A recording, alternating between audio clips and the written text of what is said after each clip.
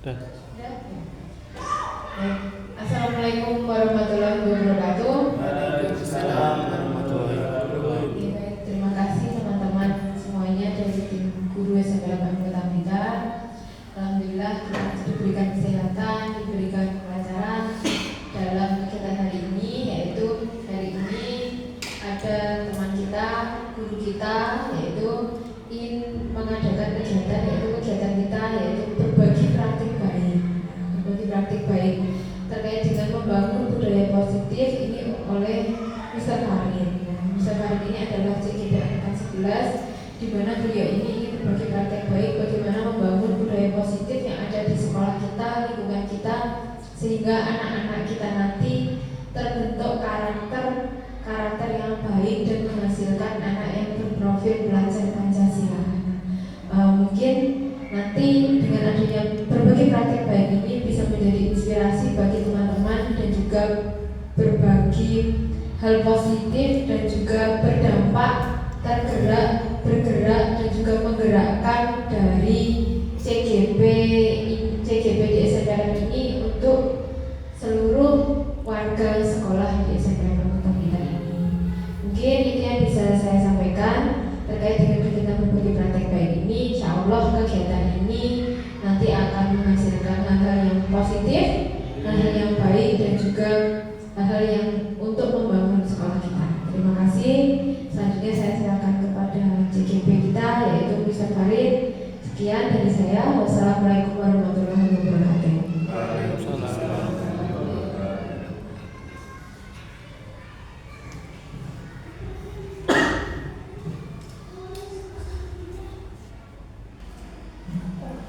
Baik, assalamualaikum warahmatullahi wabarakatuh. Waalaikumsalam warahmatullahi wabarakatuh.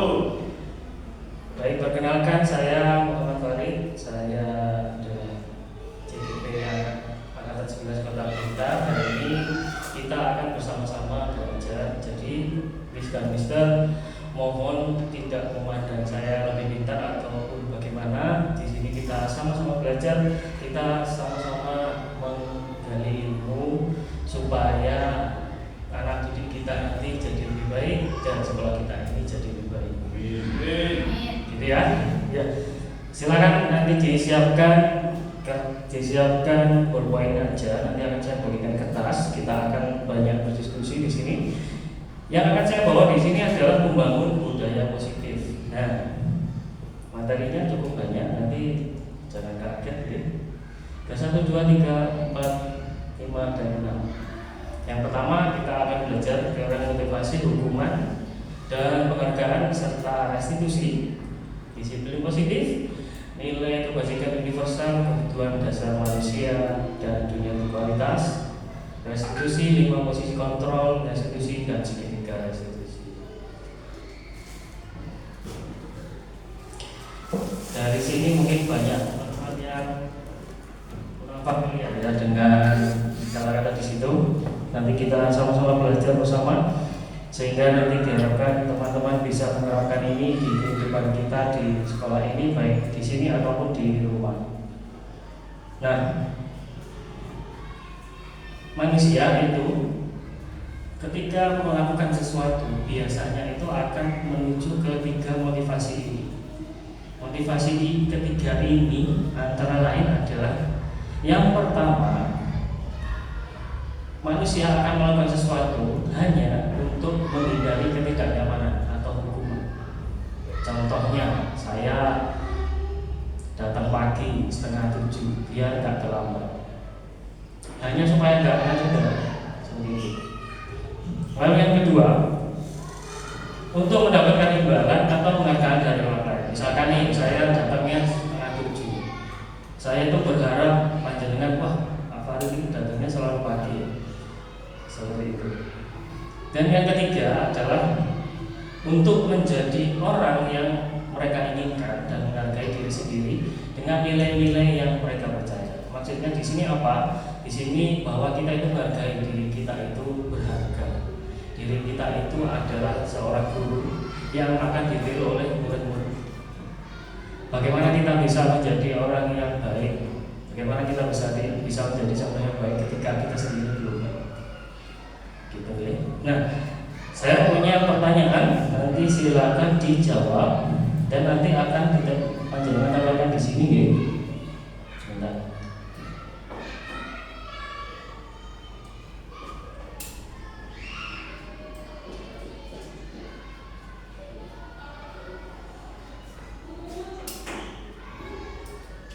Akan saya berikan sini loh, setiap orang. Nanti setiap orang silakan menulis jawaban dari pertanyaan-pertanyaan saya. Tolong jawabnya dengan jujur, apa adanya, tidak dibuat-buat, ya, demi kebaikan kita bersama.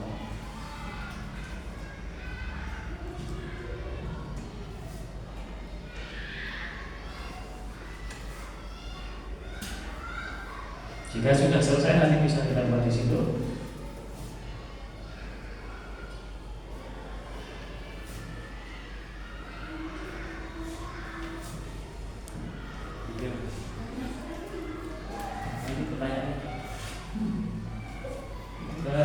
Oke, nah pertanyaan pertama begini ya Bapak Ibu. Silakan dipilih dari 1, 2, dan 3 ini. Panjenengan ketika melakukan pekerjaan di sekolah kita SMP Lab, motivasi apa yang ada dalam diri panjenengan? Silakan dipilih 1, 2, atau 3. Jangan di depan dulu ya, pertanyaannya nanti ada 2.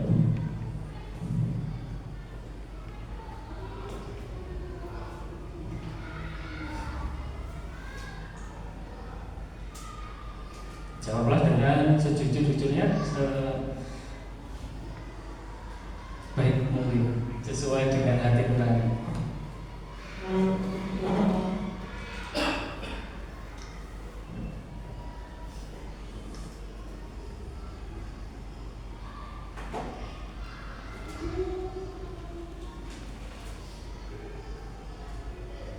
Sudah baik?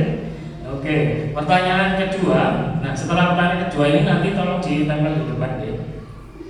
Jangan lupa di pojok kiri bawah nanti dituliskan nama panjenengan.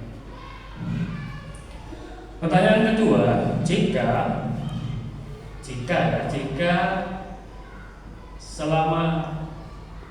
apa yang kita lakukan itu tidak mendapatkan hadiah atau tidak mendapatkan pujian, lalu motivasi apakah yang ada dalam diri panjenengan? Pertanyaan kedua ya. Jika apa yang kita lakukan, apa yang kita sudah mulai lakukan dalam sehari-hari itu tidak mendapatkan apa yang sesuai dengan keinginan kita, maka motivasi apa yang ada dalam diri panjenengan? Dari 1, 2, dan 3 ini.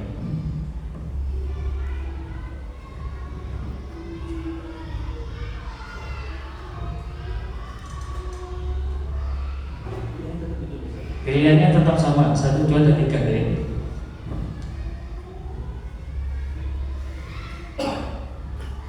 Jika sudah, bisa ditambahkan di depan, di bawah tulisan motivasi.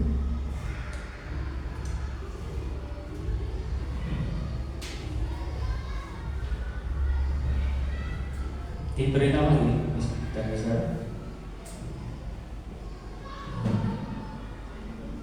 Andika juga tulis.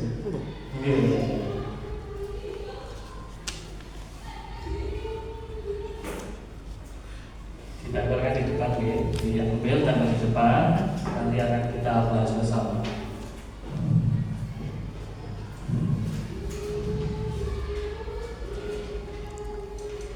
Oke.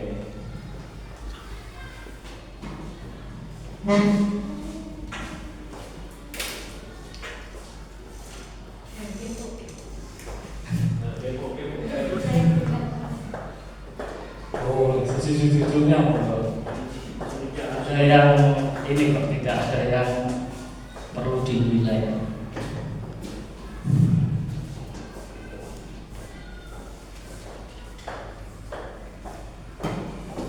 Ya juga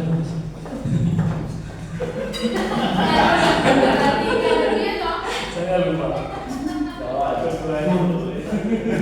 Dari tadi udah Oke. Enggak apa-apa ya. Dari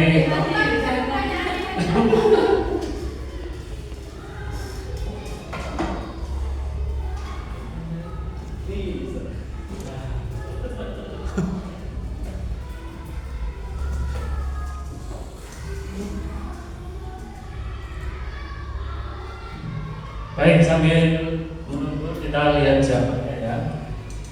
Untuk pertanyaan pertama, ada yang jawab mendapatkan penghargaan idola. Ada yang nomor 3, lalu ada yang nomor 3 juga, nomor 3. Luar biasa teman-teman. Tepuk tangan dulu teman-teman semua. Ternyata dari soal-soal itu, ternyata saya sangat bersyukur teman-teman memilih nomor 3. Nah, untuk nomor 1 dan nomor 2 itu kenapa sih sebenarnya? Jadi kalau kita berpikir nomor 1 dan nomor 2 itu untuk menghindari ketidaknyamanan atau hukuman, ini sifatnya hanya sementara, teman-teman. Jadi kenapa kok sementara? Karena ada triggernya atau pemicunya, yaitu hukuman atau ketidaknyamanan. Jadi kalau hukuman itu tidak ada, ini pertanyaan yang mungkin pertanyaan yang ekstrim ya. Seandainya surga dan neraka itu tidak ada, kita masih mau nggak beribadah? Itu dari nomor 1 dan nomor 2. Jadi ada triggernya untuk kita menuju ke situ. Tapi kalau kita menuju ke yang ketiga, berarti kita sudah menghargai diri kita sendiri bahwa kita ini layak, kita ini berharga, kita ini adalah guru yang bisa dicontoh untuk murid-murid kita. Kalau kita baik, insya Allah anak kita baik ya. Jadi semoga dari jawaban ini semoga nanti bisa diterapkan ke depannya. Jadi semoga sekolah kita menjadi lebih baik lagi ke depannya.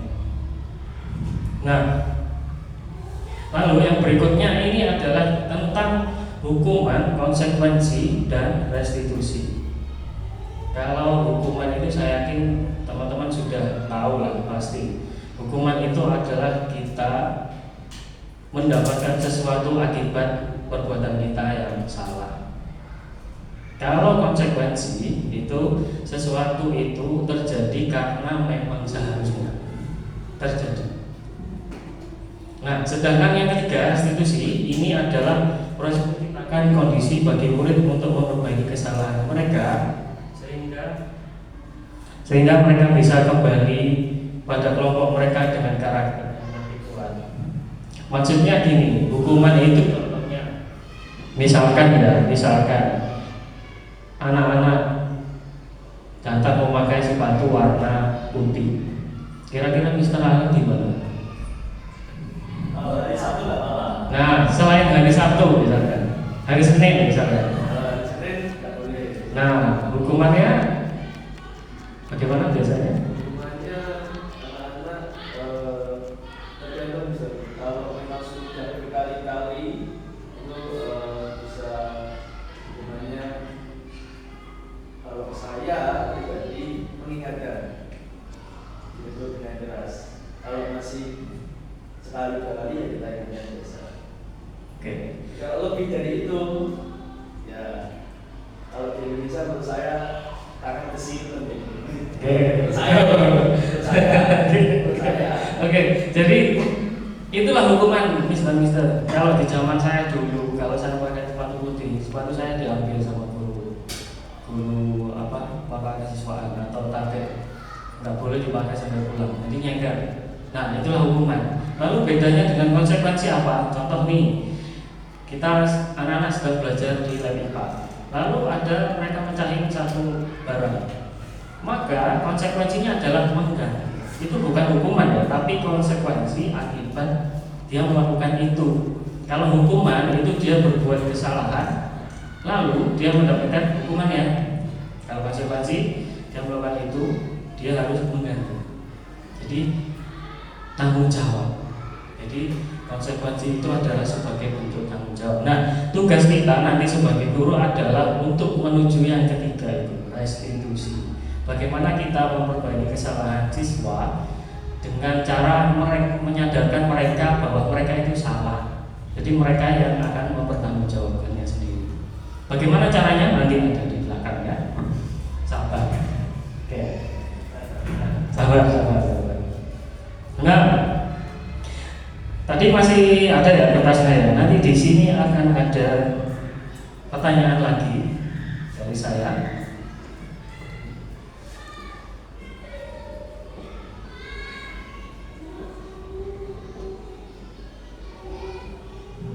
Nah, pertanyaan pertama mohon dijawab dengan sejujur-jujurnya, dan seperti tadi pertanyaannya di sini cuma satu. Ada dua, sorry, ada dua. Nanti silakan dijawab. Yang pertama adalah, karena ini berhubungan dengan sekolah, jadi pertanyaan saya selalu berhubungan dengan sekolah. Satu, disiplin positif apa yang sudah panjenengan lakukan selama bekerja di sekolah ini? Satu saja.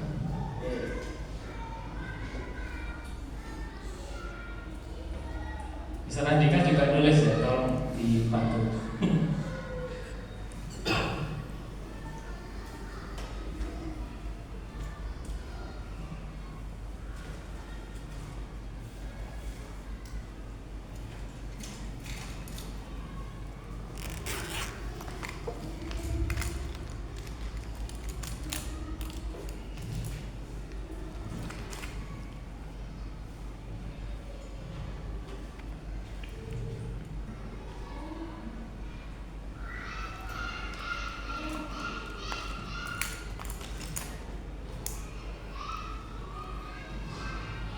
Sudah teman-teman? Sudah ya. Pertanyaan kedua,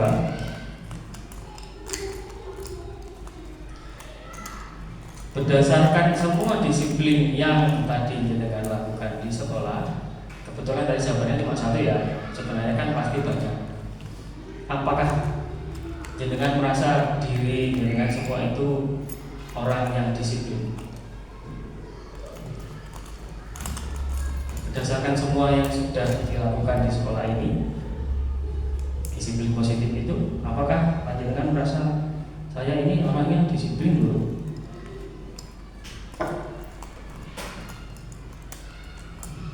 Jika sudah, bisa ditempelkan di dekat tadi.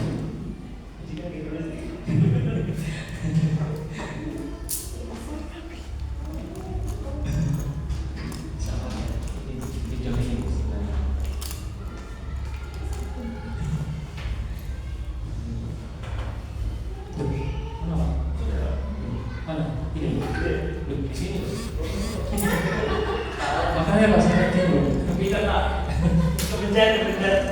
kebencet karena anak-anak itu kebencet. Oh iya, Pak, dari kemarin ya Mas, kebencet ini.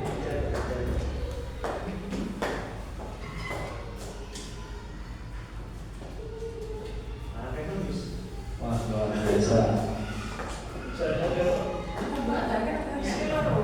Pertanyaannya dua ya.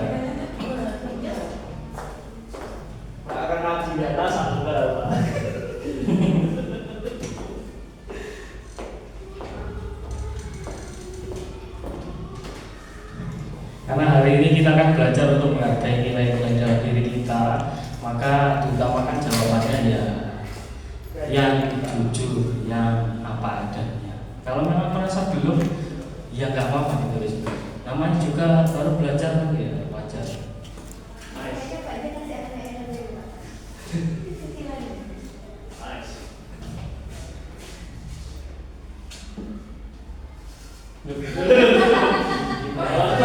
Oke,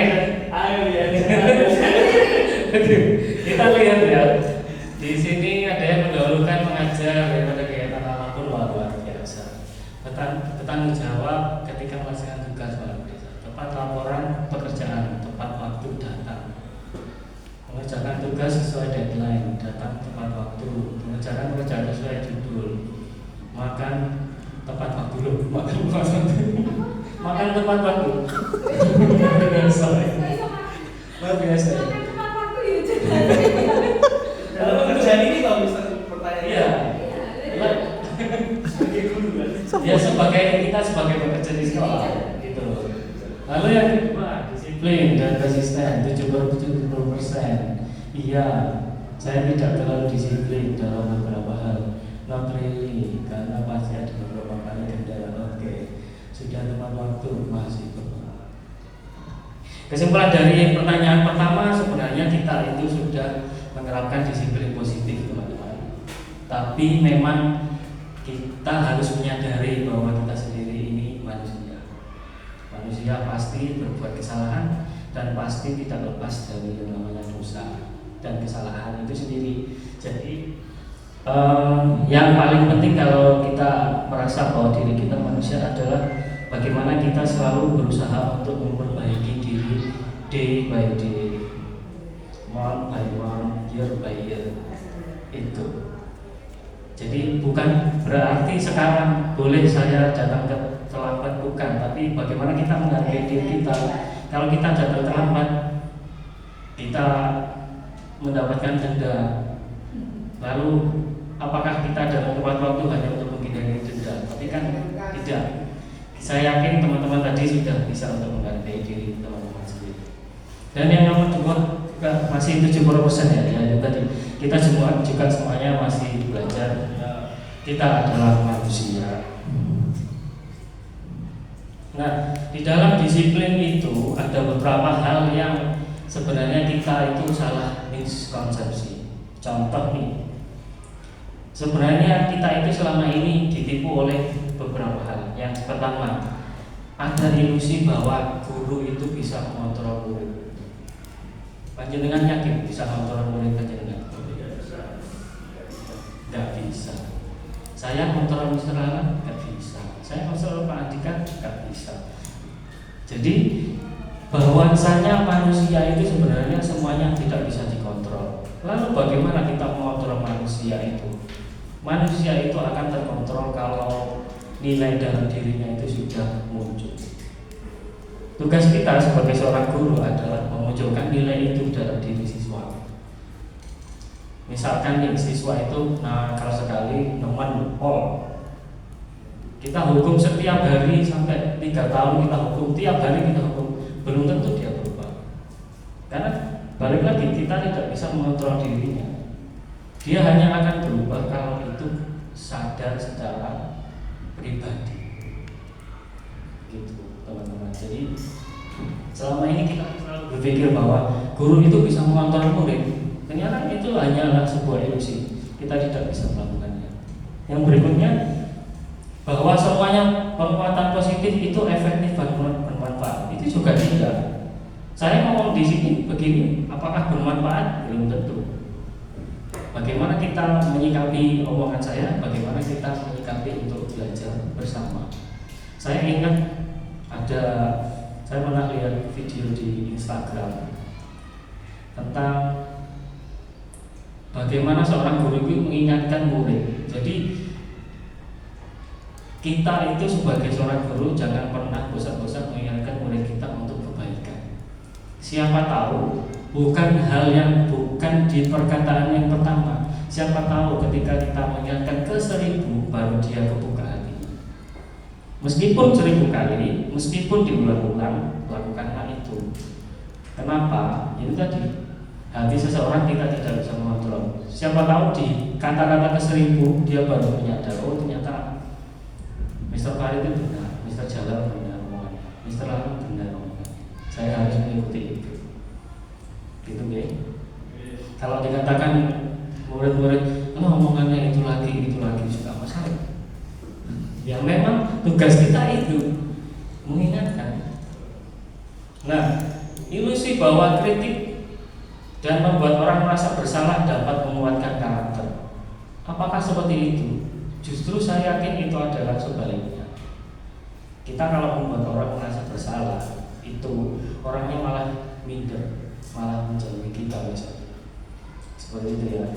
Ilusi bahwa orang dewasa memilih hak untuk memaksa. Nah ini yang paling sering ini. Mohon maaf.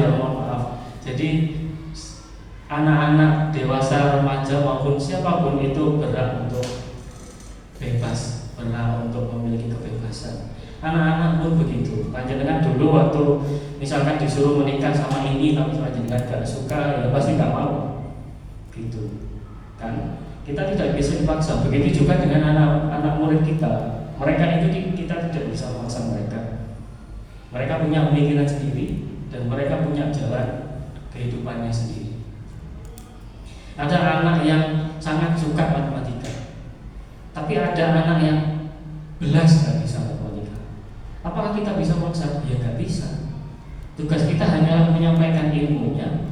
Ketika nanti dia itu bisa kebuka hatinya, disitulah dia akan mulai menyadari, oh matematika ini penting ternyata. Di komputer aja ada matematika, di sekolah ada matematika. Saya belajar juga pakai matematika, pakai uang, seperti itu. Tapi kita tidak bisa memaksa di situ, karena kesemuanya itu kembali ke dirinya masing-masing. Ini saya lewati. Disiplin ini saya yakin teman-teman juga pasti tahu. Disiplin itu adalah sesuatu yang dilakukan seseorang pada orang lain untuk mendapatkan kepatuhan. Nah, tujuan dari ini adalah itu tadi. Bagaimana kita menanamkan motivasi yang ketiga tadi. Yang ke satu tadi demi hukuman, lalu ketidaknyamanan. Yang ketiga tadi kan menghargai nilai dalam diri masing-masing. Bagaimana kita menyikapi ini di anak-anak kita. Tugas kita seorang guru adalah ini. Bagaimana kita menemukannya. Tentunya ini sangat berkaitan erat dengan pendidikan agama juga misalnya. Kalau anak-anak itu sudah kebuka hatinya, insya Allah semua yang kita katakan itu akan menjadi kenyataan bagi mereka. Ini ada beberapa nilai-nilai kebajikan universal. Nilai kebajikan universal ini adalah nilai-nilai yang dipercaya semua orang bahwa ini baik. Tidak ada satu orang pun yang ngomong ini itu jelek. Contoh ini di profil pelajar Pancasila ada 6 ya. Saya yakin semua orang pasti menganggap ini baik. Tidak mungkin ada yang mandiri itu jelek, kreatif itu jelek. Lalu ada dari IPO, Primary Youth Program, sikap murid, ini semuanya juga baik, toleransi, integritas, menghargai dan sebagainya. Lalu ada 9 pilar karakter, cinta Tuhan dan segenap cintanya dan semuanya itu. Petunjuk seumur hidup dan keterampilan hidup, lurus hati, pendengar yang aktif, tidak merendahkan orang lain, memberikan yang terbaik dari diri. Ini ada petunjuk seumur hidup, peduli, bekerja sama, melarang keberadaan usaha. Nah ini ya. Nah ini kita lihat di situ bahwa semua yang ada di situ itu berasal dari seluruh dunia. Seluruh dunia mengatakan ini baik, maka ini dinamakan kebaikan universal. Tugas kita, lagi-lagi tugas kita guru adalah menanamkan kebaikan ini kepada siswa-siswa kita supaya kita itu bisa menjadi contoh yang baik bagi mereka dan mereka menjadi orang yang baik. Mungkin dari Bapak Ibu ada pertanyaan dulu. Sudah ngantuk kayaknya. Sudah dari jam berapa tadi ya? 8:30 ya. Luar biasa ya. Nah, ini yang saya yakin sebagian besar Bapak Ibu juga tahu, tapi sebagian besar pula kita tidak menyadari. Boleh banyak, silakan. Boleh. Biar rame gitu ya. Iya.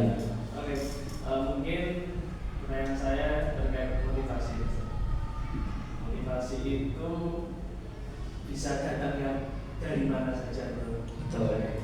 Mungkin bisa ditimbulkan, bisa karena terbentur, bisa karena yang lain. Iya. Mungkin bagaimana menambah motivasi untuk mungkin anak belajar, karena intensitas belajar mungkin dan sama intensitas mereka bermain, mungkin yang sekarang lagi bermain HP, ya, itu terbalik.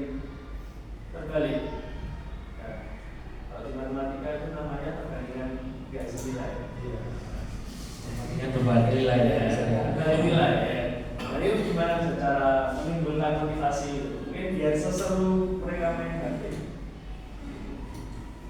Jadi betul yang dikatakan Mr. Alan. Jadi motivasi itu kalau sudah terbentur biasanya akan timbul dengan sendirinya. Contoh nih, mohon maaf ya, saya beri contoh yang lumayan sering terjadi di kehidupan kita. Contoh awal, misalkan saya ini anak orang kaya awal, lalu tiba-tiba ayah saya bangkrut perusahaannya, misalkan tiba-tiba jadi nggak punya apa-apa. Biasanya di situ ada dua kemungkinan. Satu, menjadi gelandangan karena tidak percaya diri atau sudah merasa kehilangan semuanya, atau yang kedua sebaliknya, termotivasi untuk bangkit gitu. Kalau kita lihat di film-film FTV biasanya kan yang kedua ya, motivasi untuk bangkit kan, padahal itu adalah hal yang sangat sulit ya padahal ya. Seperti itu ya. Nah biasanya juga yang kedua, kalau bapak ibu atau salah satu dari orang tua kita meninggal, tapi di situ kita belum bisa membahagiakan mereka. Nah, biasanya motivasi itu akan timbul di situ. Bapak sudah nggak ada, saya kok masih begini. Apakah saya mau mempermalukan bapak saya? Nah, itulah yang tidak terjadi dan belum terjadi di anak-anak kita. Jadi mereka masih sangat santai sekali. Apalagi yang mohon maaf yang benar-benar dari anak orang kaya yang belum pernah merasakan, nggak punya, itu sudah santai sekali, setiap hari belanja 100.000 biasa. Tapi bagi kita yang bukan dari orang kaya ke kaya biasanya akan berbeda. Nah, bagaimana motivasi belajar tadi ketika lebih banyak menggunakan HP? Itu kalau saya simpel begini, Mister. Bagaimana kita memasukkan HP itu sebagai sarana kita dalam belajar? Jadi mereka kan suka pakai HP nih. Ya sudah, kita manfaatkan aja belajarnya pakai HP. Panjenengan bagaimana caranya? Misalkan dengan kuis pakai Quizizz atau Kahoot atau yang lain-lain itu. Lalu bagaimana panjenengan misalkan punya konten sendiri. Jadi anak-anak itu kalau pegang HP itu nggak hanya lihat TikTok tapi lihat dengan kontennya. Itu hal yang luar biasa menurut saya. Dan ini sangat sinkron dengan program sekolah yang digitalisasi tadi. Kalau bisa membuat itu dan itu sangat menarik bagi mereka, saya yakin sebagian kecil waktu dari bermainnya itu akan berkurang menuju ke situ. Tapi kalau kita hanya monoton aja nulis, mengerjakan, ya bagaimana mereka bisa tertarik kan gitu ya. Mereka kan lebih suka main HP daripada itu. Gitu. Wong saya saja kalau mengajar, saya yakin saya tanya mereka pelajaran hari ini, mereka nggak tahu, nggak dibaca. Bukunya masih bagus sekali, belum pernah dibuka gitu. Saya itu jauh sama kaget sebetulnya. Ternyata ternyata memang nggak menarik ya memangnya. Nah itu gimana pintar-pintarnya kita mengolah pembelajaran kita supaya banyak HP-nya, tapi yang positif. Misalkan nih contoh nih di matematika mungkin dia mengukur luas ruangan. Ya sudah, kita sediakan aja HP, kan ada itu aplikasi yang mengukur luas ruangan itu. Silakan diukur luas ruangan ini Pak. Nah, seperti itu. Jadi dari kelebihan mereka menggunakan HP itu, kita juga harus memanfaatkannya sebagai cara kita untuk mengajar. Begitu, kan? Nah, kita kembali ke sini, kebutuhan dasar manusia. Nah, kebutuhan dasar manusia itu ada 5, teman-teman. Yang 1, kasih sayang. 2, kebebasan. 3, kesenangan. 4, penguasaan. Dan bertahan hidup. Kasih sayang ini bagaimana kita dihargai, dikasihi oleh Bapak Ibu, Ibu Guru, Bapak Guru, teman-teman, dan semuanya. Kebebasan ini bagaimana kita bisa selalu bebas untuk melakukan sesuatu tanpa ada tekanan, tanpa ada tekanan dari orang lain. Kesenangan itu bagaimana kita bersenang-senang menikmati waktu, menikmati hidup. Penguasaan itu bagaimana kita dihargai dan dihormati oleh orang lain. Bertahan hidup bagaimana kita bisa bertahan hidup menurutnya kita itu baik. Misalkan kita bisa makan, kita bisa minum, kita bisa punya rumah, itu adalah bertahan hidup. Nah, bahayanya apa? Ternyata kalau ada satu yang tidak dipenuhi, itu akan mempengaruhi kehidupan kita. Contoh, misalkan ya contoh, kasus kita yang terakhir itu kan yang itu gambar bintang itu, ya L bintang itu ya. Nah, kira-kira panjenengan coba berpikir, kira-kira kebutuhan mana yang belum dia dapatkan sehingga dia melakukan itu dari 5 ini? Mungkin kalau saya perhatian sih, jadi kalau yang saya lihat dengan Marisa ternyata memang dia awal masuk jadi pusat perhatian kayak gimana, makanya dia gambar yang aneh-aneh. Dan itu kebetulan kemarin yang tak tanya itu dia dijujui kakaknya juga, yang gambar itu kakaknya. Nah, terbukti ya teman-teman ya, ternyata betul kurang kasih sayang dan perhatian dan rasa diterima itu. Akhirnya dia berbuat apa seperti itu? Efeknya apa sih? Mungkin awalnya itu dari orang tuanya yang selalu bekerja. Jadi anaknya itu tidak diperhatikan. Jadi dia kurang perhatian di situ. Akhirnya dia berbuat seperti itu supaya diperhatikan sama temannya. Kalau ada temannya yang memperhatikan dia senang, kebutuhannya terpenuhi. Nah, inilah teori 5 ini yang perlu kita pelajari sebagai seorang guru, bahwa anak-anak itu ketika melakukan kesalahan itu berarti ada 1 atau 2 dari sekian belum terpuaskan. Contoh nih, saya kasih contoh lagi. Panjenengan lihat Farel kelas 8 bagaimana? Rame. Kira-kira kebutuhan apa yang belum dipenuhi? Kalau pelajaran kan mesti rame, ngalor itu, nggak bisa benar. Kira-kira apa ya kebutuhan yang tidak dipenuhi dari 5 ini? Nah, kebebasan. Anak-anak yang seperti itu tidak bisa kita tekan, Mister. Jadi kalau sebaiknya kita kalau berusaha dengan anak seperti itu, gak usah dikekang, biarin aja. Gimana dia senang? Berarti dia itu kurang senang di rumah. Mungkin di rumah sering dimarahi, mungkin di rumah apa-apa sedikit-sedikit nggak boleh, gitu nggak boleh. Awalnya dari situ, ibunya misalkan, aku keluar rumah ya Pak, jangan. Nah, kebebasannya dikekang tuh. Akhirnya dia melampiaskan di mana? Di sekolah, gitu. Seperti itu ya, sudah paham ya? Coba Miss Nova. Jadi kan bilangnya kebebasan, tapi ketika dia itu melakukan kesalahan, Allah setuju antara kebebasan dan kesenangan. Gimana bedanya? Antara kesenangan dia yang lari atau kebebasan dia yang lari? Betul, sebenarnya itu ada 2 itu. 2 itu yang belum terpenuhi. Jadi tidak hanya 1 biasanya, kebebasan dan kesenangan. Betul, dia pilih bebas supaya senang.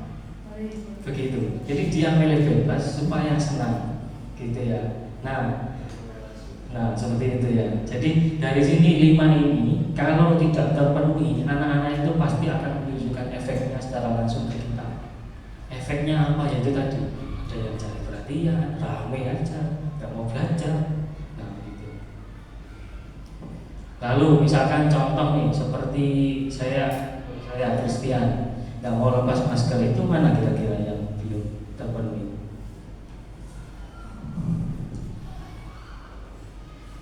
Kemana-mana mesti pakai masker aja. Pemasaran karena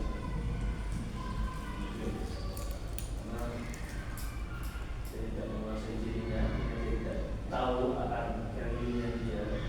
Padahal dia banyak bisa bahasa Inggris dan lain sebagainya.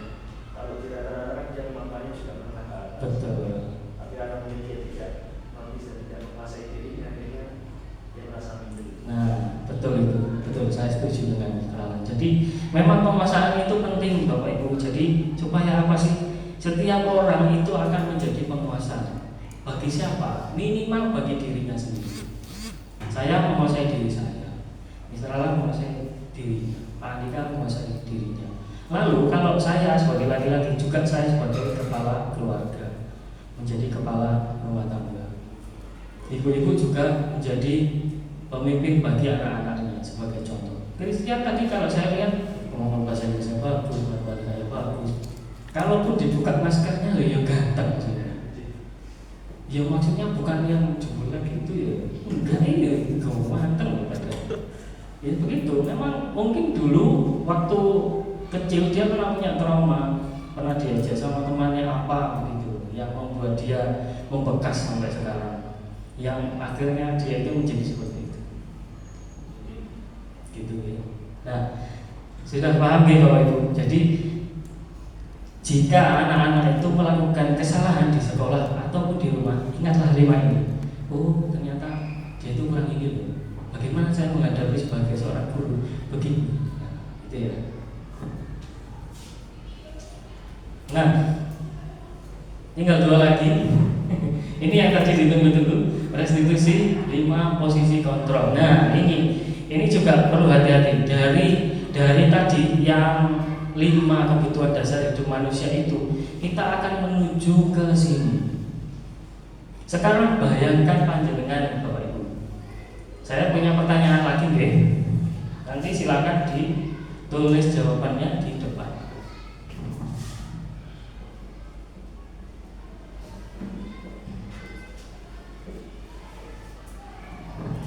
Nah, pertanyaannya ini ya. 1. Selama ini panjenengan itu boleh pilih lebih dari 1 ya. Dari 5 posisi itu panjenengan memposisikan diri dengan anak-anak didik kita itu di mana? Dari 5 posisi itu panjenengan sekarang ini, selama ini saya itu sebagai teman. Boleh more than one boleh. Saya itu sebagai teman. Saya itu ngapok-ngapok gitu ya. Ngapok kamu saya gitu.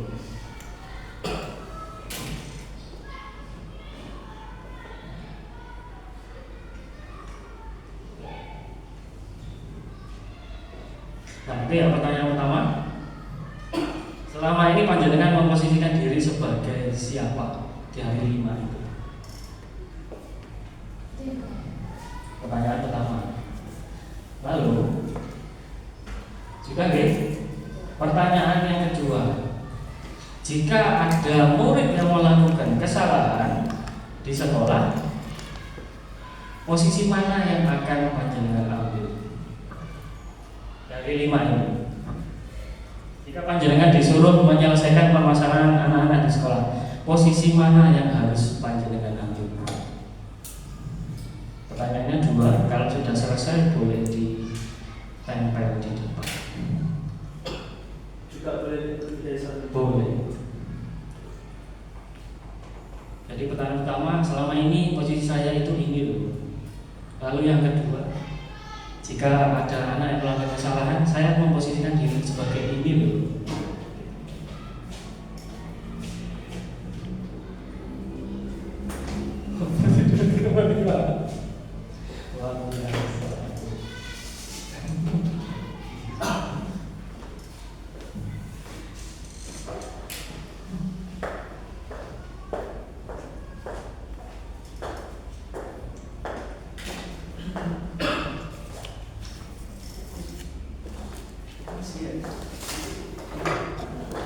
Sama ya.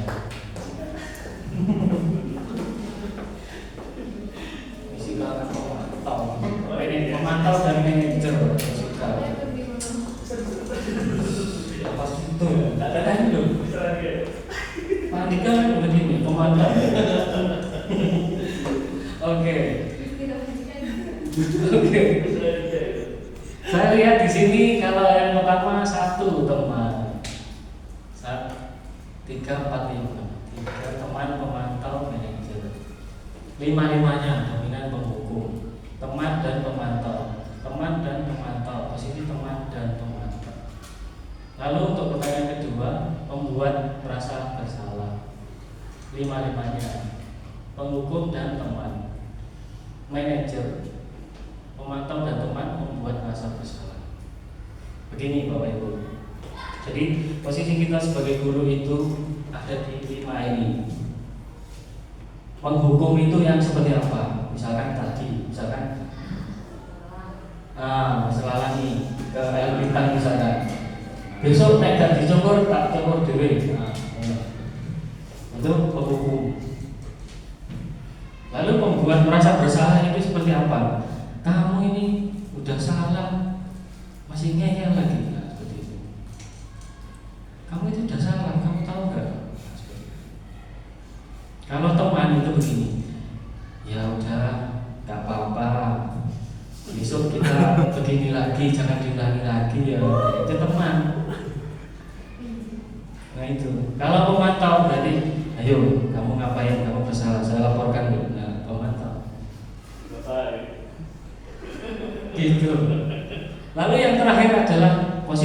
tinggi kita sebagai manajer. Jadi dari posisi 5 posisi ini memang seharusnya kita itu belajar untuk yang posisi ke-5.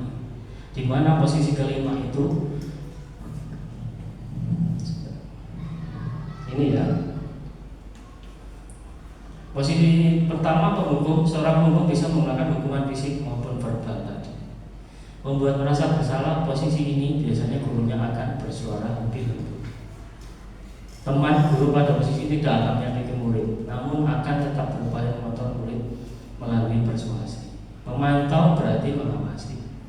Pada posisi terakhir manajer adalah posisi di mana guru berbuat sesuatu bersama dengan murid, mempersilahkan murid bertanggung jawab, mempertanggungjawabkan perilakunya, mendukung murid agar dapat menemukan solusi atas permasalahan. Contoh, seandainya saya di posisi manajer, maka saya ketika menghadapi LB kemarin akan saya panggil, lalu akan saya tanya begini, kira-kira kamu berbuat salah apa tidak? Ya Mister, saya salah. Kenapa? Ada bintangnya, misalkan begitu. Lalu bagaimana cara kamu untuk memperbaiki kesalahan? Gitu. Nanti mesti dia jawab, saya akan potong lagi Mister. Gitu. Lalu kedepannya bagaimana supaya ini tidak terulang kembali? Saya berjanji Mister, kedepannya tidak akan mengulang kembali. Di situ terlihat kan bahwa saya itu tidak memojokkan dia, saya juga tidak menuduh dia bersalah, tapi dia sendiri yang ngomong saya salah, saya bersedia bertanggung jawab. Nah, itulah posisi manajer, di mana baiknya adalah anak-anak itu menyadari kesalahannya sendiri, bukan dari kita. Kalau kita menghukum, wih salah kamu, dia nggak menyadari.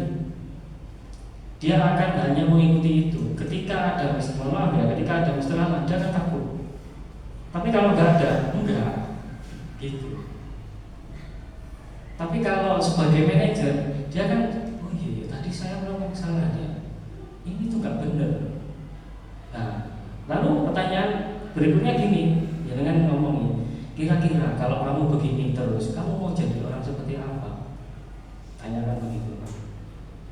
Saya mau jadi orang baik begini. Nah, kalau mau jadi orang baik, apakah seperti ini sikapnya? Biar tidak suruh milih sendiri. Oh, iya Mister, saya salah. Orang baik nggak harusnya seperti ini. Nah, di situ kan kelihatan bahwa kita itu tidak memojokkannya, tidak juga menyalahkannya, tapi kita mempersilahkan dia itu mempertanggungjawabkan apa yang dia perbuat. Begitulah posisi manajer. Lebih detailnya nanti untuk semua materi ini nanti akan saya share nih ke panjenengan bisa materi yang lengkap, bukan yang ini, materi yang lengkapnya nanti akan saya share, panjenengan bisa baca di situ. Saya berharap sekali bahwa kita semua bisa menjadi manajer buat anak-anak. Manajer itu adalah posisi yang paling ideal dan paling bagus dan bisa menunjang masa depan anak-anak kita menuju ke yang lebih baik. Alhamdulillah kita sudah ada di bagian terakhir. Sudah ngantuk-ngantuk ya. Oke. Nah, restitusi. Restitusi itu ada tiga tahap, yaitu yang pertama adalah menstabilkan identitas, validasi tindakan yang salah, dan menayakan keyakinan. Contoh nih tadi permasalahannya bintang tadi. Menstabilkan identitas, bagaimana kita ada di posisi itu. Kalau kita berposisi sebagai manajer, kita akan ngomong begini, gak apa-apa nak, semua manusia itu pasti melakukan kesalahan. Saya dulu juga sama seperti itu, melakukan kesalahan. Lalu validasi tindakan yang salah, terus kita tanya, apakah kamu tahu ini salah atau enggak? Gitu. Iya Mister, saya salah. Kenapa? Gitu. Lalu yang terakhir menanyakan keyakinan itu tadi. Seandainya kamu begini terus, kamu mau jadi manusia seperti apa? Ingat, kita ini hidupnya enggak hanya sekarang, kita juga nanti bisa jadi orang tua. Anak-anak suruh mikir sendiri. Kalau mereka bisa berpikir ini sendiri, itu akan bekasnya lama. Tidak hanya karena takut ada Mr. Lala, enggak. Karena dia sadar, oh ya, kalau aku salah, aku lagi jadi manusia yang gak baik. Ya udahlah, aku jadi orang baik aja. Itu yang harus kita tumbuhkan di anak-anak kita. Maka mari kita sama-sama belajar untuk menjadi posisi manajer. Nah, ini namanya segitiga restitusi. Ini ya, dimustabilkan identitas itu tadi, ada kata-kata seperti itu. Setiap orang itu pasti akan melakukan kesalahan. Kamu bukan satu-satunya melakukan ini. Bapak dulu juga, dulu juga sama. Lalu divalidasi tindakan ini, kamu tentu punya alasan mengapa melakukan itu. Biarkan dia yang ngomong sendiri, kita tidak menjudge-nya. Kamu itu salah, nah, jangan begitu. Adakah cara yang lebih efektif untuk mendapatkan apa yang kamu butuhkan? Itu tadi. Anak-anak ketika melakukan kesalahan berarti ada satu kebutuhan yang belum terpenuhi. Kita validasi dulu kebutuhan apa yang mereka belum terpenuhi. Kalau di bintang tadi kan kasih sayang ya, berarti wali kelasnya harusnya lebih memberi perhatian kepada bintang. Kalau datang, ganteng sekali. Tuh, wah hari ini sekali hari ini. Nah, gitu. Miss Nova balik kelas 7. Nah, ini diidentifikasi tuh muridnya satu-satu. Oh, anak ini begini itu karena anak ini begini karena kebutuhannya ini kurang. Anaknya begini karena ini. Lalu yang terakhir menanyakan keyakinan kelas apa yang telah kita sepakati. Ini Mister sudah tahu keyakinan kelas. Tidak hanya wali kelas ya, Mister. Jadi semuanya tahu ya. Gini loh, Mister, keyakinan kelas itu bedanya dengan peraturan kelas itu apa? Kalau peraturan kelas itu yang membuat itu kita guru saja sama sekolah. Anak-anak itu tidak dilibatkan. Jadi sifatnya memaksa.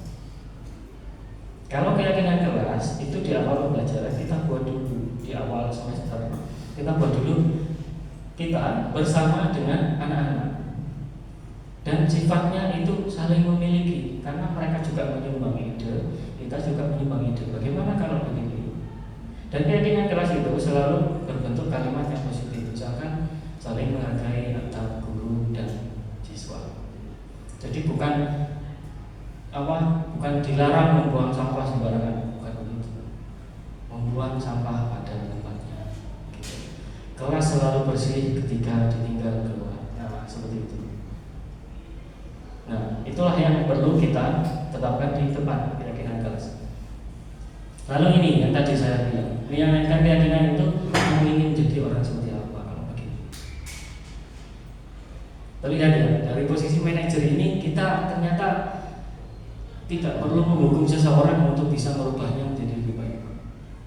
Gitu. Kita bisa memposisikan diri sebagai manajer. Oke. Nah, sudah habis. Bagaimana teman-teman, ada yang ingin ditanyakan atau kita mau praktek membuat restitusi?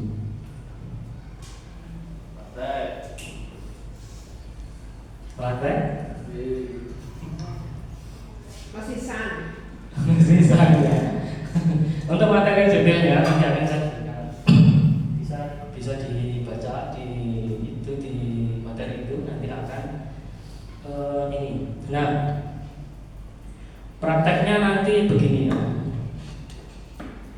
Silakan ditulis jawabannya di kertas tadi dan posisikan Anda sebagai manajer.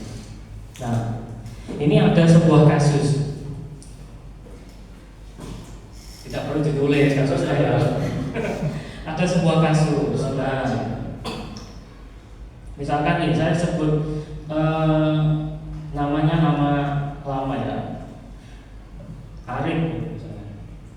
Arif itu dia sedang di kantin. Lalu dia itu sedang main lempar-lemparan makanan sama Budi di kantin, lempar-lemparan jajan. Tiba-tiba Misika itu lewat, kena Misika. Terus akhirnya Mr. Alan tahu. Kira-kira kalau saya memposisikan diri sebagai manajer, bagaimana saya menyelesaikan masalah itu? Arif itu sedang di kantin, lempar-lemparan jajan, sama Budi. Ada bisika lewat terus kena gini. Lalu Mr. Alang tahu kira-kira apa yang harus diperbuat Mr. Alang ketika dia memposisikan diri sebagai manajer. Monggo silakan ditulis. Jawabannya ya, jawabannya.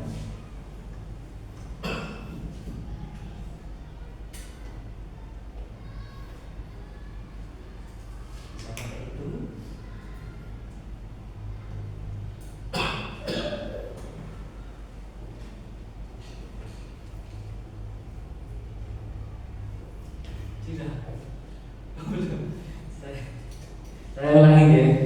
Saya punya kasus nih. Ada Arif sama Budi. Arif dan Budi ini sedang di kantin. Dia itu main lempar-lemparan makanan nih, jajan. Dilempar. Arif melempar ke Budi. Di tengah melempar ada Misika lewat. Ibu kepala sekolah lewat. Kena Misika kena kepala. Dilihat oleh Mr. Lalang. Kira-kira kalau Mr. Lalang itu memposisikan diri sebagai manajer, apa yang akan dia lakukan?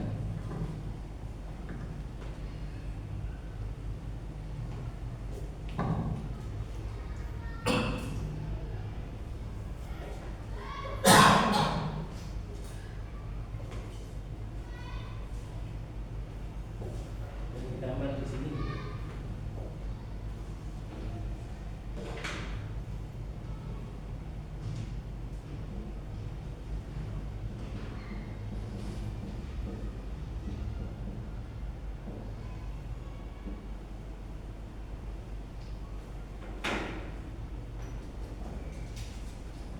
Apakah nanti langsung kamu push up 100 kali? Boleh ditambah di depan. Kamu harus keliling lapangan 10 kali.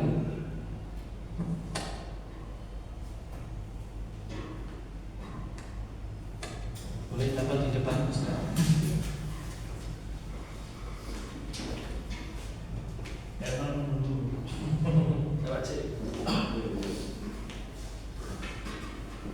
Pak Andika juga. Pak Andika juga.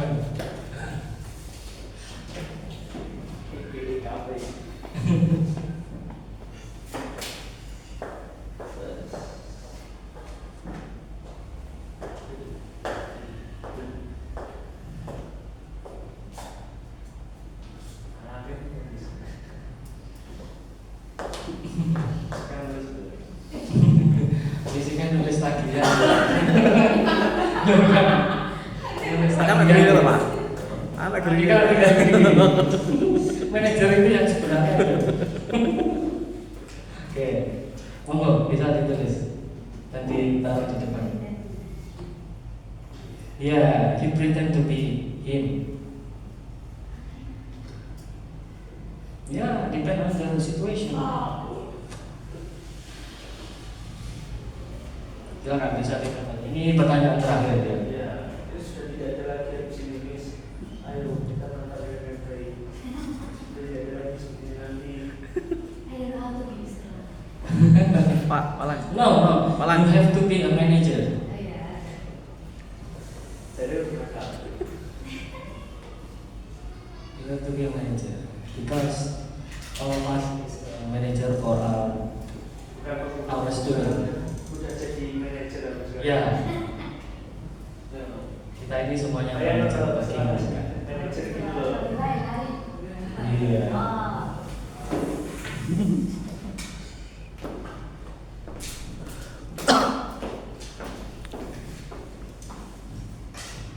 It's hard. It's hard, ya. Life is hard. Oke. Wow. Easy bro. Kalau kata-kata di IG itu ngomong gini. Aku bisa lalang banget. Cocok ini. Kayaknya. Jadi Mr. Alan nanti wakil siswaan, Miss Nova taktik cocok. Sudah terlaksana kemarin. Itu sudah terlaksana. Jadi ada kata-kata menarik di IG, Mister. mungkin sudah pernah dengar ya. Jadi pelaut yang hebat itu bukan terlahir dari laut yang tenang, tapi pelaut yang hebat itu lahir dari laut yang sangat ganas. Mungkin di lebih. Semakin ganas lautnya, semakin kuat pelautnya. Asik. Jadi kalau kita itu banyak masalah, berarti kita itu kuat. Asik. Masalah. Dalam sepeda jadi sama-sama weatherman. Iya. Oke. Nah, mari kita lihat ya dari Mr. Lala nih. Memanggil anak, menanyai apakah yang dilakukan benar atau salah. Nah, apa ini? Menjelaskan kembali kenapa melakukan itu dan berjanji akan dilagi, tidak dan mengulangi konsekuensi. Memanggil keduanya, menanyakan apakah baik, kemudian memberi komentar tidak mengulangi. Setelah itu minta mereka untuk meminta maaf. Menegur karena anak melakukan hal yang kurang sopan dan menjelaskan anak bahwa meskipun itu terjadi karena tidak sengaja tetap harus minta maaf kepada majikan. Menanyakan ke alasan kenapa dia bermain yang barang-barang, menanyakan jalannya apa salahmu, menanyakan apakah akan menyanyi lagi. Kamu sudah tahu salahnya, silakan minta maaf. Apa perbuatannya betul atau tidak, asking for what, minta maaf dan ambil makanan gitu. Nah, ternyata sudah pada bisa ya, luar biasa. Lalu tangan buat kita semua. Acara ini jadi bisa. Luar biasa. Nah, sudah tahu ya bedanya ya, alhamdulillah sudah bisa mewarnai pemikiran Bapak Ibu, sangat bersyukur. Nah, ini pertanyaan yang sangat sederhana. Kebutuhan apa yang belum terpenuhi dari itu tadi? Kenapa kok mereka main dan bareng-bareng? Kebebasan dan kesenangan. Betul sekali. Nah, teman-teman sudah sangat baik. Jadi di pertama itu kita lihat, kita akan menstabilkan identitas. Wah, kamu tadi pasti senang sekali ya ketika melakukan itu. Iya Pak, senang sekali Pak. Itu saya seru Pak main sama Budi. Pasti mereka jawab begitu. Lalu berikutnya apa yang akan kita lakukan? Nah itu, kamu tentu punya alasan mengapa melakukan itu. Adakah cara yang lebih efektif untuk mendapatkan apa yang kamu butuhkan? Adakah cara lain supaya kamu bisa senang? Ya harusnya saya nggak pakai makanan Pak, apalagi kena bisikan, nanti saya dimarahi Pak gitu. Gitu ya. Nah seperti itu ya. Lalu ketiga, nah, itu kira-kira kamu ingin jadi orang seperti apa? Pasti ya, pasti. Ini bukan jawaban mutlak, ini pasti jawaban mutlak. Setiap orang itu pasti ingin jadi baik. Mohon maaf nih Bapak Ibu, preman pun, preman yang seperti itu, kalau nyari istri itu pasti yang soleha, pasti. Padahal dia sendiri belum baik. Itu nggak mungkin ada orang manusia yang aku wis pokoknya wis tak golek istri sing ngono. Nggak ada. Jadi semua orang itu pasti ingin jadi baik. Jadi kalau kita bisa menerapkan ini ke anak-anak, insya Allah anak-anak itu akan bertanggung jawab dengan kesalahannya sendiri dan akan menyadari kesalahannya sendiri dan akan berusaha menjadi orang yang lebih baik ke depannya. Itu ada pertanyaan lagi? Juga? Ya. Oke, baik. Kesempatan yang sangat luar biasa bagi saya. Terima kasih atas kedatangannya dan partisipasinya. Semoga ini bermanfaat. Semoga kita semua bisa menjadi orang yang lebih baik lagi. Jika kesalahan saya mohon maaf. Saya akhiri. Terima kasih. Wassalamualaikum warahmatullahi wabarakatuh.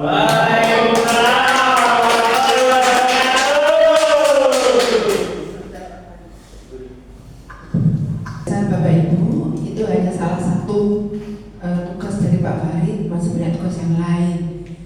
Nanti teman-teman seandainya punya kesempatan ikuti jejak Pak Farid. Saya sudah 2 kali bertugas sebagai PP itu pendamping dari yang bersama JGB selama 6 bulan. Saya angkatan 6 dan angkatan 9. Nah ini Pak Farid angkatan 9. Saya sudah out dari kegiatan itu. Alhamdulillah. Pesan saya, selama Bapak Ibu menjadi guru, ambil segala macam bentuk kegiatan yang positif. diam saja. Saya itu loh sekarang ikut membatik. Padahal udah dulu.